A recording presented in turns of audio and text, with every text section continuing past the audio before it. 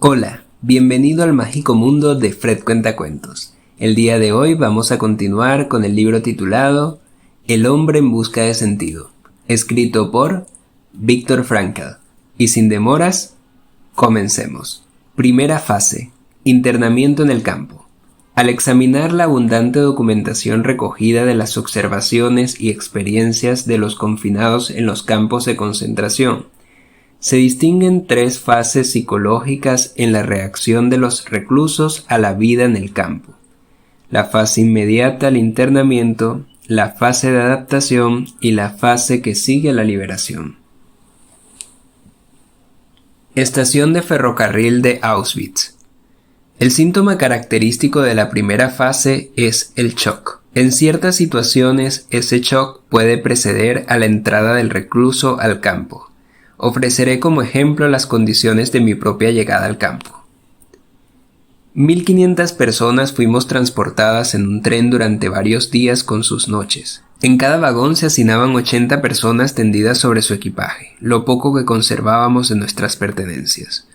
Los vagones estaban tan repletos de gente que solo quedaba despejada la parte superior de las ventanillas por donde entraba la claridad gris del amanecer. Todos creíamos que nos llevaban a una fábrica de munición como empleados para trabajos forzados. No sabíamos siquiera si seguíamos en Silesia o si habíamos entrado ya en Polonia. De pronto el silbato de la locomotora sonó con un aire misterioso, como un lamento de compasión por el cargamento destinado a la desgracia. El tren realizó una maniobra y aminoró la marcha. Estábamos entrando en una estación. Entonces se escuchó un grito angustiado. «¡Hay un letrero que dice Auschwitz!». Sentimos que se nos paralizaba el corazón. Auschwitz, ese nombre evocaba las mayores atrocidades: cámaras de gas, hornos crematorios, el exterminio. El tren seguía avanzando despacio, casi vacilante, como si tratara de evitar a los pasajeros la constatación de la atroz evidencia. Auschwitz.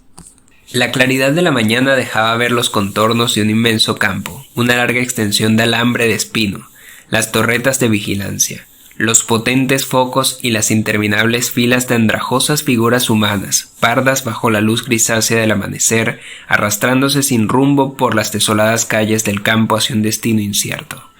Se oían voces aisladas y silbatos de mando. No sabíamos qué significaba.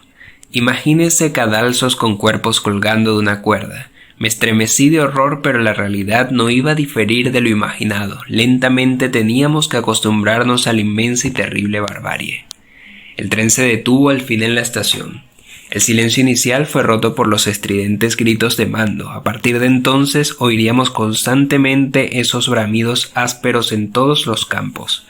Parecían los estertores de una víctima, roncos y cortantes, saliendo de la garganta de un hombre que no podía dejar de gritar. Un hombre al que asesinarán una y otra vez. Las puertas del vagón se abrieron de golpe y un pequeño destacamento de reclusos nos recibió con ligera algazara. Vestían trajes de rayas, tenían las cabezas rapadas, pero parecían bien alimentados. Hablaban en todas las lenguas europeas imaginables y se expresaban con cierto humor que en esas circunstancias resultaba grotesco.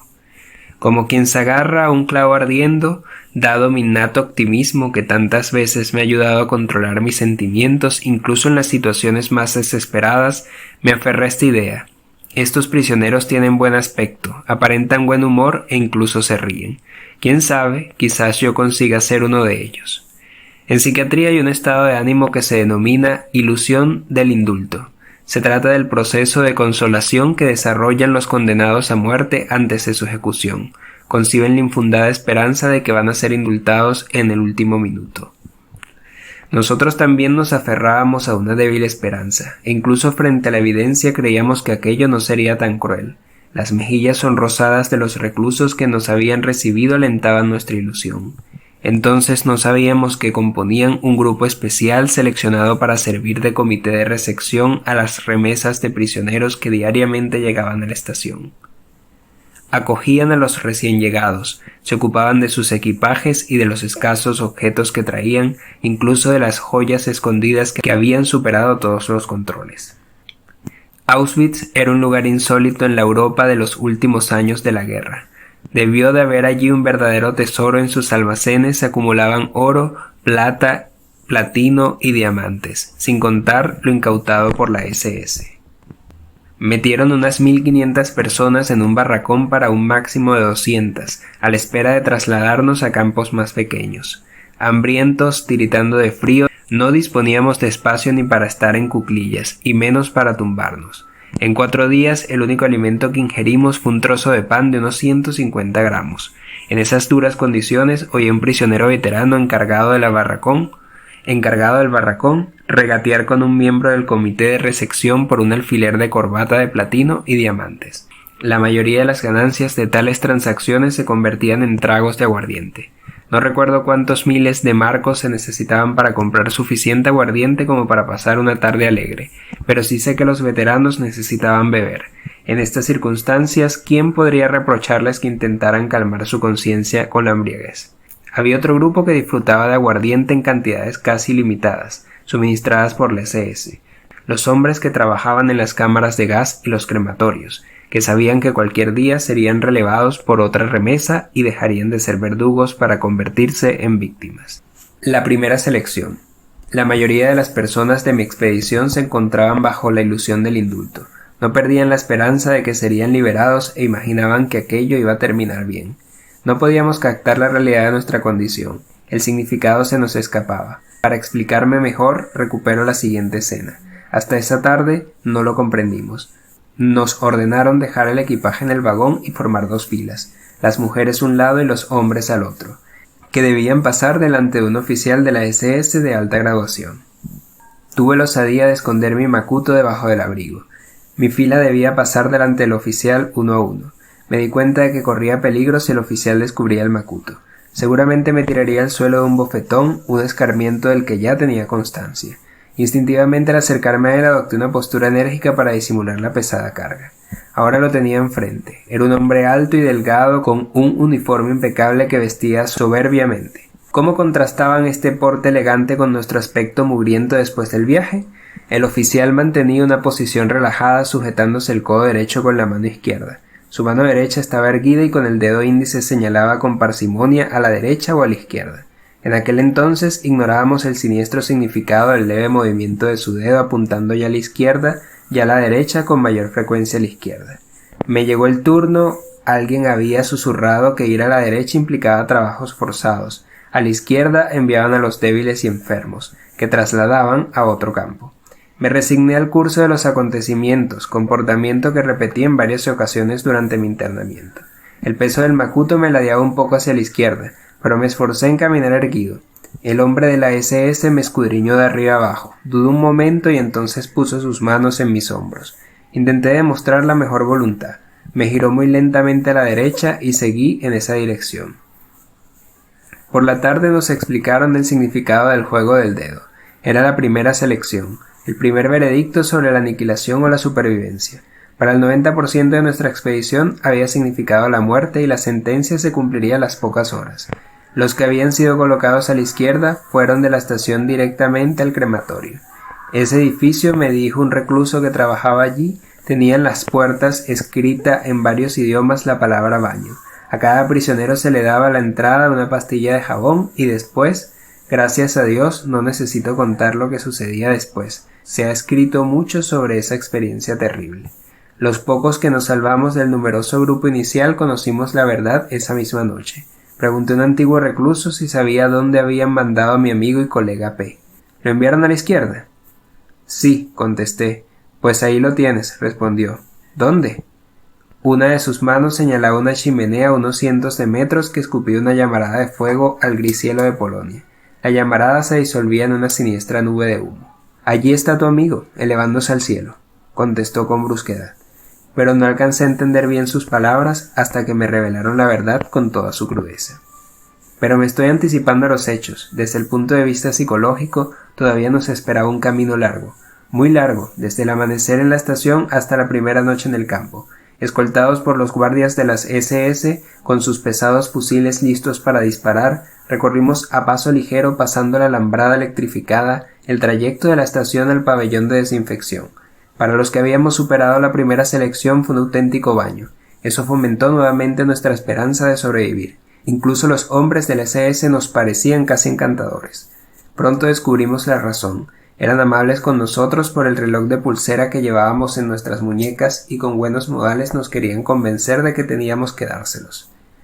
No teníamos que despojarnos en cualquier caso de todas nuestras pertenencias. Entonces, ¿por qué no entregar a esas personas relativamente afables lo que nos quedaba? Tal vez algún día podrían devolvernos el favor. Desinfección. Nos llevaron un cobertizo que parecía la antesala de la cámara de desinfección. Entraron los hombres de las SS y extendieron unas mantas en el suelo para que depositáramos allí los objetos de valor, relojes y joyas. Para regocijo de los reclusos veteranos, ayudantes de los guardias, aún había algunos ingenuos entre nosotros que preguntaron si podían quedarse el anillo matrimonial, una medalla o algún amuleto de oro. No nos entraba en la cabeza que nos los quitarían todo, absolutamente todo. Intenté ganarme la confianza de uno de los prisioneros veteranos acercándome sigilosamente. Señalé el fajo de papeles del bolsillo interior de mi abrigo y le dije: «Mira, es el manuscrito de un libro científico. Sé que me vas a decir que no puedo esperar nada en estas condiciones y que debo estar agradecido de salvar la vida. Pero no lo puedo evitar. Necesito conservar este manuscrito como sea. Es el trabajo de toda mi vida, ¿comprendes?». Parecía que comprendía. Empezó a esbozar una sonrisa primero de compasión, luego burlona, insultante, hasta que soltó una palabra en respuesta a mi ansiedad, la palabra más omnipresente de la jerga del lager: «¡Mierda!». En ese momento comprendí la verdad desnuda del campo de concentración, y me llevó a culminar la primera fase de mi reacción psicológica. Hice borrón y cuenta nueva dejando atrás toda mi vida anterior. De pronto se produjo un revuelo entre mis compañeros de expedición que habían permanecido de pie, pálidos y asustados, forcejeando con su esperanza. De nuevo oímos voces roncas vociferando órdenes. Nos introdujeron empujones en la antesala de los baños. Allí un hombre de las SS aguardaba que todos estuviéramos dentro. Luego dijo: «Os doy 2 minutos cronometrados por mi reloj. En 2 minutos tenéis que desnudaros y dejar todo en el suelo. Solo podéis quedaros con los zapatos, el cinturón o los tirantes, las gafas y en todo caso el braguero. Empiezo a contar ya». Nos quitábamos la ropa con increíble rapidez. Según pasaba el tiempo nos poníamos más nerviosos y algunos se trababan con el cinturón o los cordones de los zapatos. Entonces oímos los estallidos del látigo por primera vez, las largas correas de cuero sobre los cuerpos desnudos. Después nos metieron en otra habitación para afeitarnos. No solo nos rasuraron la cabeza, sino que nos dejaron todo el cuerpo sin un pelo. A continuación fuimos hacia las duchas y allí nos alinearon otra vez. Apenas nos reconocíamos unos a otros y mirábamos angustiados el techo, pero comprobamos con gran alivio que de las duchas salía agua, agua de verdad. La existencia desnuda. Mientras esperábamos la ducha se nos hizo patente nuestra desnudez en su sentido literal. Éramos solamente un cuerpo, nada más. Solo poseíamos la existencia desnuda. ¿Qué vínculo material me ligaba a la vida anterior? En mi caso eran las gafas y el cinturón, pero a este último pronto tuve que cambiarlo por un pedazo de pan. A los que usaban braguero les reservaban otra sorpresa. Por la tarde el prisionero a cargo de nuestro barracón nos recibió con un discursito de bienvenida. Aseguró que por su honor personalmente colgaría de aquella viga y la señaló a quien llevara cosido dinero o joyas en el braguero. Explicó con orgullo que las leyes del campo concedían ese derecho a los veteranos. También con los zapatos tuvimos problemas. Aunque supuestamente podíamos conservarlos, los que tenían zapatos en buen estado fueron obligados a entregarlos y se los cambiaron por zapatos desgastados y de otro número. Les fue aún peor a los que, guiados por el consejo de los veteranos, habían cortado la caña de las botas, disimulando el corte con jabón. Los hombres de las SS conocían esa práctica y metieron a todos los sospechosos del engaño en una habitación contigua. Oímos de nuevo los chasquidos de los látigos y los gritos de los torturados. Esta vez el castigo duró bastante tiempo. Las primeras reacciones. Así se desvanecían una tras otra las ilusiones que algunos de nosotros habíamos aún concebido, y entonces inesperadamente la mayoría nos sentimos embargados por un humor macabro. Ese humor lo provocaba la conciencia de no tener nada excepto nuestra ridícula existencia desnuda. Cuando las duchas empezaron a funcionar, todos hicimos de tripas corazón y bromeamos sobre nosotros mismos y sobre los demás. A fin de cuentas salía agua de verdad. Además del extraño sentido del humor, se apoderó de nosotros otra sensación. la curiosidad. Ya había experimentado antes ese tipo de curiosidad como reacción primaria en situaciones extremas, cuando haciendo montañismo sufrí un accidente que casi me costó la vida. En el peor momento, durante un segundo, milésimas de segundo, sentí la aguda curiosidad de saber si saldría con vida, con el cráneo fracturado o con otras lesiones. Esta fría curiosidad predominaba incluso en el Auschwitz. Ella nos permitía distanciarnos de alguna manera de lo que nos rodeaba y nos facilitaba contemplar la realidad con cierta objetividad. En aquellos momentos utilizábamos ese mecanismo como medida de protección. Estábamos ansiosos por saber qué iba a suceder y qué consecuencias tendría. Por ejemplo, estar de pie a la intemperie con el frío del final de otoño, completamente desnudos y mojados por el agua de la ducha. A los pocos días la curiosidad derivó en sorpresa. No nos habíamos resfriado. El lager reservaba muchas sorpresas semejantes para los recién llegados. A los médicos del grupo nos sorprendió comprobar la falsedad de los libros de medicina. Siempre se ha afirmado que el hombre necesita determinado número de horas de sueño para poder vivir. Mentira. Yo creía que ciertas cosas eran imprescindibles, que no podría dormir sin esto o vivir sin aquello. La primera noche en Auschwitz dormimos en literas de 3 pisos. En cada litera de aproximadamente 2 por 2.5 metros, dormían 9 hombres directamente sobre tablones. A cada cajón, es decir, a 9 presos correspondían 2 mantas. Lógicamente solo podíamos estar tendidos de costado apretujados como sardinas en lata, lo que tenía cierta ventaja combatir el frío que penetraba en los huesos. Algunos usaban de almohadas o zapatos, aunque cubiertos de lodo, a pesar de que estaba prohibido. Había otra opción bastante penosa para hacer una almohada, apoyar la cabeza sobre el pliegue casi imposible del brazo, a punto de dislocarse. Pues bien, en esas infames condiciones conciliábamos el sueño que nos traía alivio y olvido de las penas durante unas horas. Quisiera señalar algo más sobre nuestra capacidad de soportar los envites del lager. A pesar de no cepillarnos nunca los dientes y de la carencia vitamínica que sufríamos, teníamos las encías más sanas que nunca. Resistíamos medio año con la misma camisa, si a eso se le podía llamar camisa. Otra cosa inexplicable, se lavan las cañerías y no nos lavábamos durante días ninguna parte del cuerpo y sin embargo las llagas y las heridas de las manos sucias del trabajo en la tierra no supuraban a menos que se congelaran. Un prisionero que antes tenía el sueño ligero, a quien despertaba el más mínimo ruido, ahora dormía profundamente con otro compañero apretujándose a su lado y roncando en su oído. Si alguien nos hubiera preguntado si la afirmación de Dostoyevsky, que define al hombre como un ser que puede acostumbrarse a todo, era cierta, habríamos contestado: sí, el hombre puede acostumbrarse a todo, pero no nos pregunte cómo lo hace. Lanzarse contra las alambradas.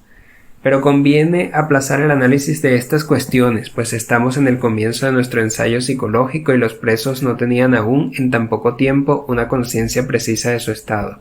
Nos hallábamos todavía en la primera fase de nuestras reacciones psicológicas. La idea de suicidarnos estaba presente en prácticamente todos nosotros, aunque fuera solo por momentos. Nacía de lo desesperado de la situación, de la amenaza de muerte que día tras día, hora tras hora, cada minuto se cernía sobre nosotros y de la proximidad de la muerte de otros. La mayoría, como resultado de las convicciones personales que luego mencionaré, la primera noche en el lager me prometí a mí mismo no lanzarme contra las alambradas. Esa era la expresión en la jerga del campo del método más frecuente de suicidio, tocar la valla de alambre electrificada. No resultaba tan difícil en Auschwitz decir no lanzarse contra las alambradas. No tenía sentido suicidarse, pues para el prisionero común y corriente la esperanza de vida, considerando objetivamente las circunstancias y aplicando un cálculo de probabilidades, eran muy escasas. Nadie podía tener la certeza de ser parte del remoto porcentaje de hombres que sobrevivirían a las sucesivas selecciones. De ahí que en la primera fase de shock el recluso de Auschwitz perdiera el miedo a la muerte. Pasados los primeros días se observaban las cámaras de gas con un horror atenuado. A fin de cuentas, le ahorraban a uno la decisión de suicidarse. Algunos compañeros a los que vi después de la liberación me aseguraron que yo no había sido de los más deprimidos tras el shock del internamiento. Recuerdo haberme reído con toda sinceridad cuando la mañana siguiente, en la primera noche de Auschwitz, ocurrió el siguiente episodio. A pesar de las estrictas órdenes de no salir de los barracones, un colega mío que ya llevaba semanas en el campo se coló en nuestro barracón. Queríamos tranquilizarnos, consolarnos y contarnos algunas cosas. Había adelgazado tanto que tardamos en reconocerlo. Con fingido humor y despreocupación nos dio unos cuantos consejos apresurados. No tengáis miedo, no temáis las elecciones. El doctor M, se refería al jefe de la sección médica de la SS, siente debilidad por los médicos. No era cierto, las amables palabras de mi amigo no se correspondían con la verdad. Un prisionero de unos 60 años, médico de un bloque de barracones, había suplicado al doctor M que liberara a su hijo destinado a la cámara de gas. El doctor M rehusó fríamente ayudar. Pero hay una cosa que os aconsejo, continuó, que os afeitéis si es posible a diario, aunque tengáis que hacerlo con un trozo de vidrio, y a cambio del último pedazo de pan. Así pareceréis más jóvenes y los arañazos harán que las mejillas parezcan más lozanas. Si queréis seguir vivos, el único modo de conseguirlo es aparentar capacidad de trabajo. Si cogíais por una llaga o porque os roza el zapato, cualquier SS os apartará del trabajo y al día siguiente os enviará a la cámara de gas. ¿Sabéis a quién llamamos aquí musulmán? Al de aspecto miserable por dentro y por fuera, enfermo y demacrado, incapaz de resistir el trabajo físico duro. Ese es un musulmán. Antes o después, más bien antes, el musulmán acaba en la cámara de gas. Por eso os le repito, afeitaros a diario, manteneros siempre erguidos, andad con soltura y no os mandarán a la cámara de gas. Ninguno de vosotros, aunque llevéis solo 24 horas aquí, debéis temer la cámara de gas, salvo quizás tú. Me señaló y dijo: «Espero que no tomes a mal que te lo diga con tanta franqueza», continuó dirigiéndose al grupo. «Es el único de vosotros que debe preocuparse por la próxima selección. Los demás podéis estar tranquilos». Yo sonreí. Estoy convencido ahora de que cualquiera en mi lugar habría respondido aquel día de la misma manera, sonriendo. Creo que fue Lessing quien afirmó: «Hay cosas que pueden hacerte perder la razón a no ser que no tengas ninguna razón que perder». En una situación anormal, una reacción anormal constituye una conducta normal. Incluso los psiquiatras esperamos que las reacciones de un hombre ante una situación anormal, por ejemplo la reclusión en un centro psiquiátrico, sean anormales en proporción a su grado de normalidad. La reacción de un hombre tras su internamiento en un campo de concentración supone también un estado psíquico anormal, pero si se juzga objetivamente en función del Lager, se trata de una respuesta normal y, como demostraré más adelante, es la reacción típica ante esas determinadas condiciones de vida. Y esta historia continuará en el siguiente capítulo. No te olvides suscribirte a mi canal si esta historia te ha gustado y activa la campanita de notificaciones porque es la única forma que tengo de avisarte cuando se vayan montando los siguientes capítulos. Y por favor déjame algún comentario, ya que este comentario tuyo me ayuda mucho a seguir creciendo el canal. Un abrazo de tu amigo Fred Cuentacuentos, nos estamos escuchando próximamente.